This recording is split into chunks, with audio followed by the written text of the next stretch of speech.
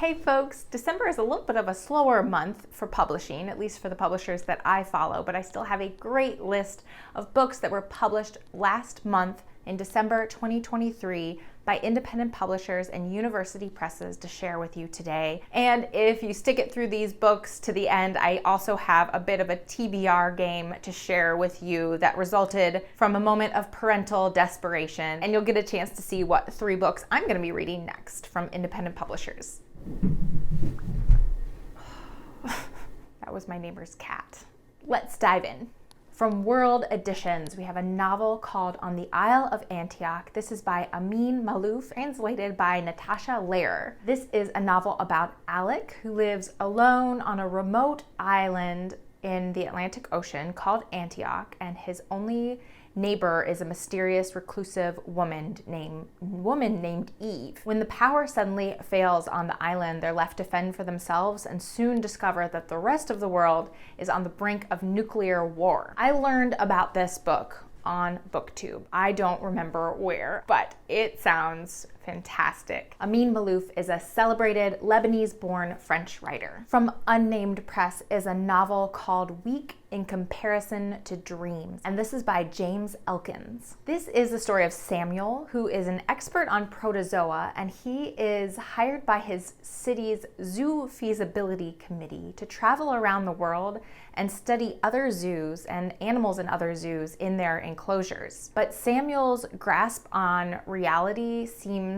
to weaken over the course of the novel, and soon he seems to be unable to tell the difference between dreams and waking life. This caught my eye because it is described as formally inventive in structure, including graphs and photographs and other documents. His writing is compared to Sebald and to Karshik, and the author himself is an expert on the use of photography within experimental literature. A book that I am reading and loving right now that came out in December is Holy American Burnout. These are essays by Sean Enfield. This is published by Split Lip Press. And these are essays that explore race and education in America, and the burnout in part refers to burnout teachers' experience in America. And Sean Enfield himself was a teacher in Texas at a predominantly Muslim private school.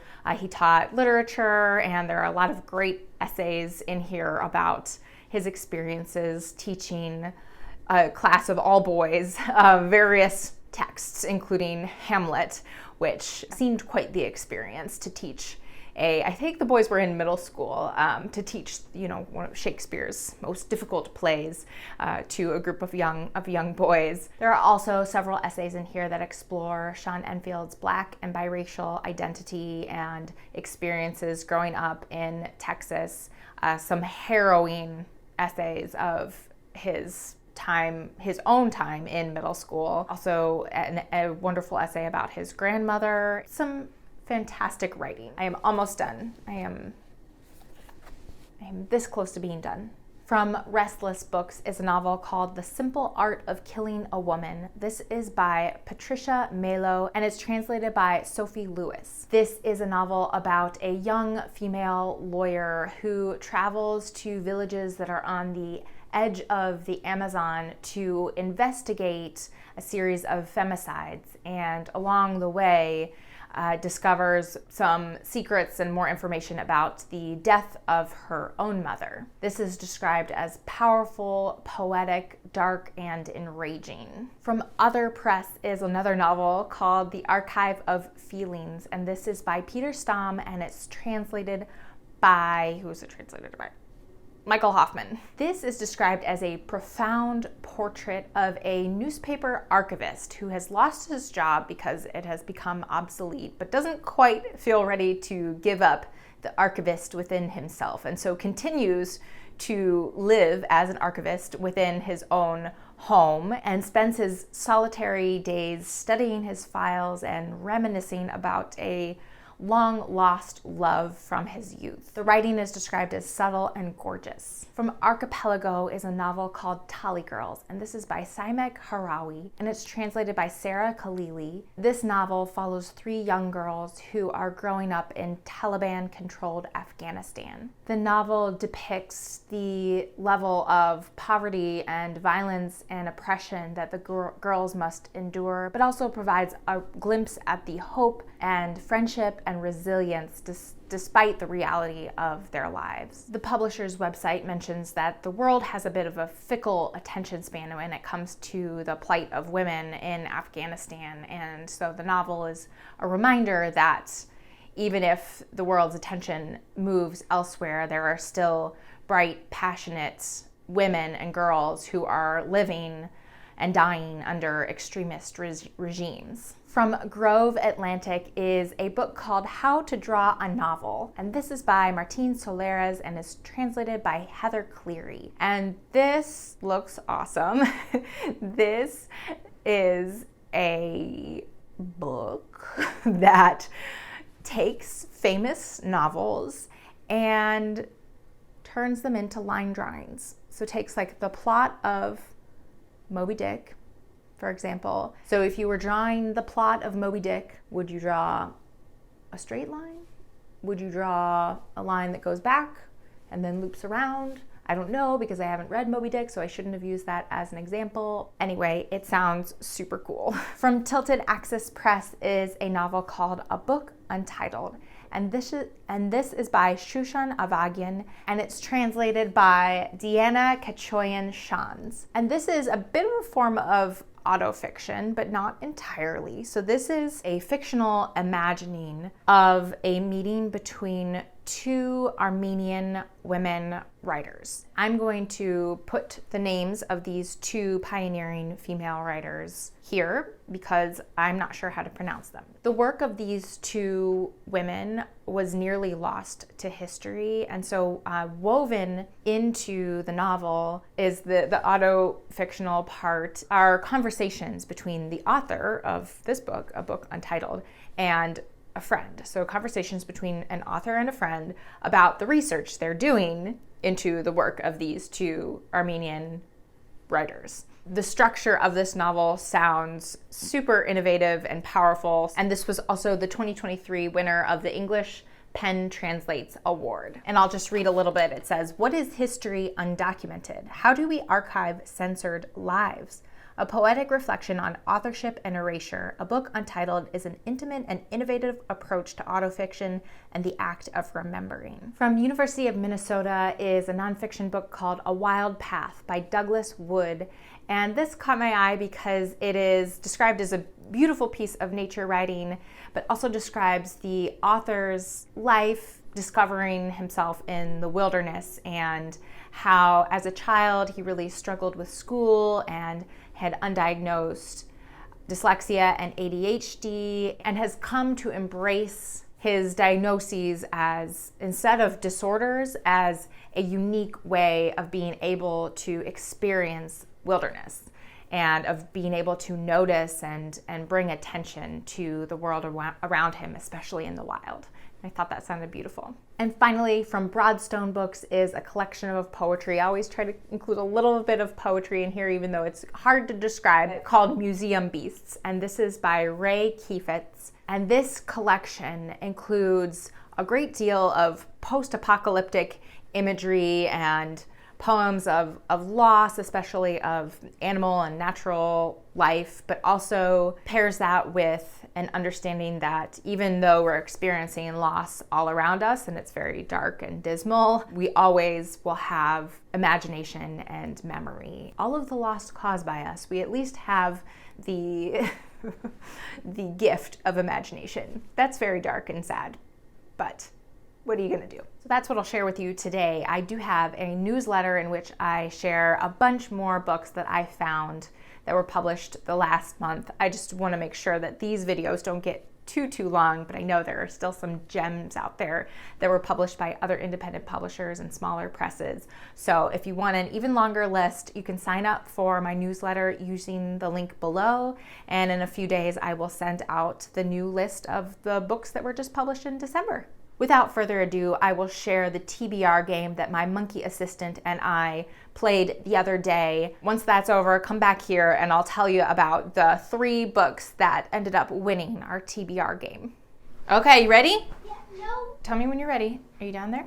School's been out for 2 weeks. We're feeling a little stir crazy, so we're gonna play a TBR game called the Banana Blast TBR game. The rules are 1 book will be attached to each banana. Well, not the whole book. The title of 1 book will be attached to each banana, which comes to, how many bananas is that? Who counted the bananas? Whose job was it to count the bananas? Mine. Oh, yours? Yeah. And how many? Mine. 12 bananas.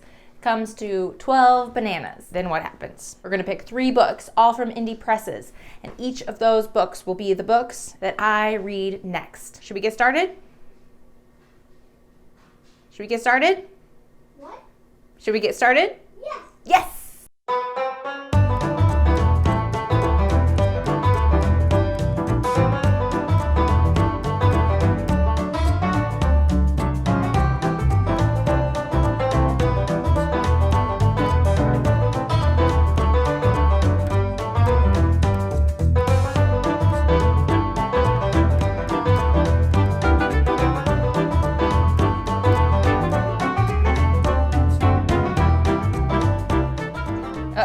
We have 14. Uh-oh, how did this happen?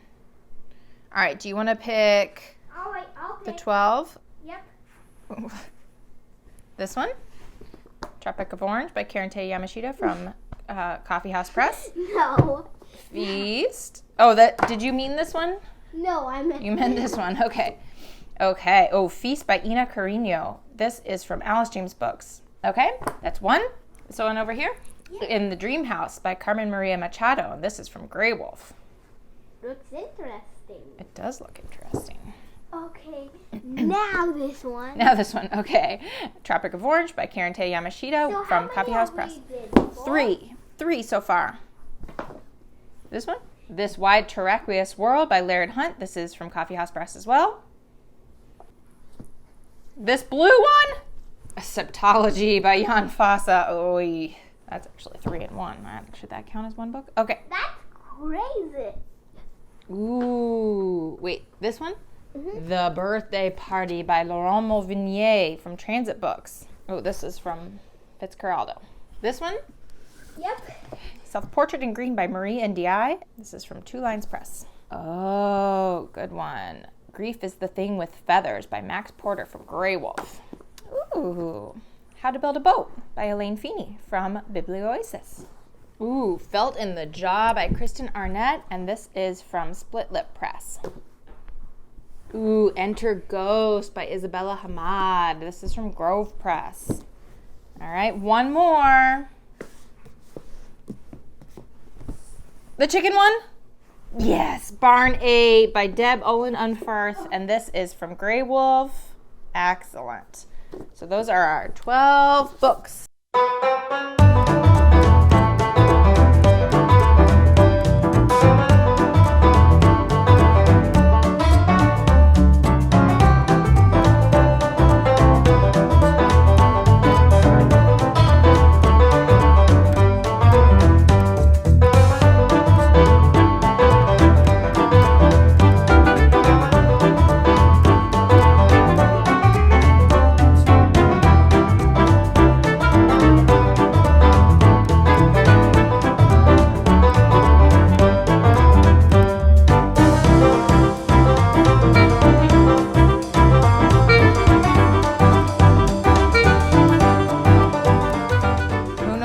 Banana Blast.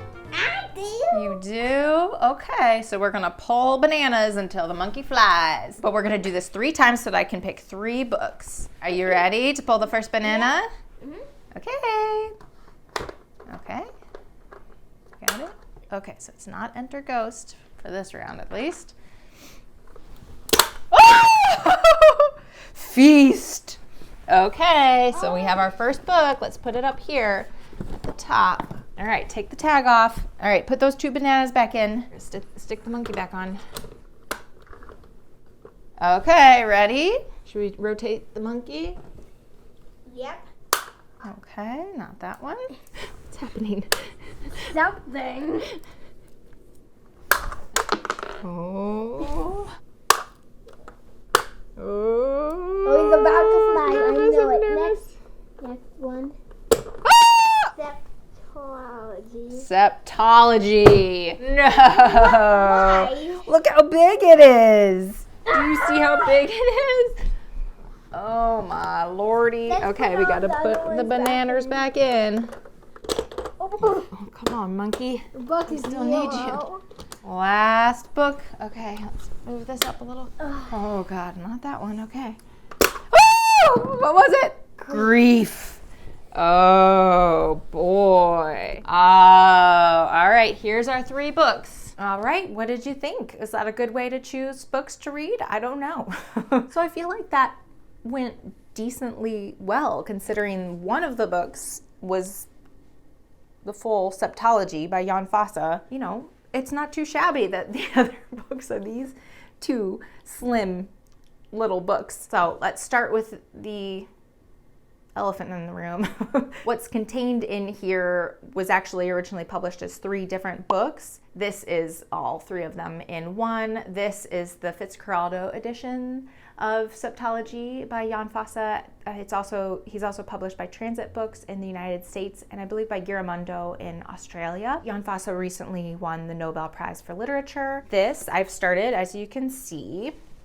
I have already started. We are underway. I have a big old project that I'm working on to share with you someday. It might be a while, but someday I will share this project with you. It's actually kind of an experiment that I'm using to read this book. And I can't wait to share it with you, but it will take me a while. I have yet to look up the pronunciation of the characters' names in here, so please bear with me.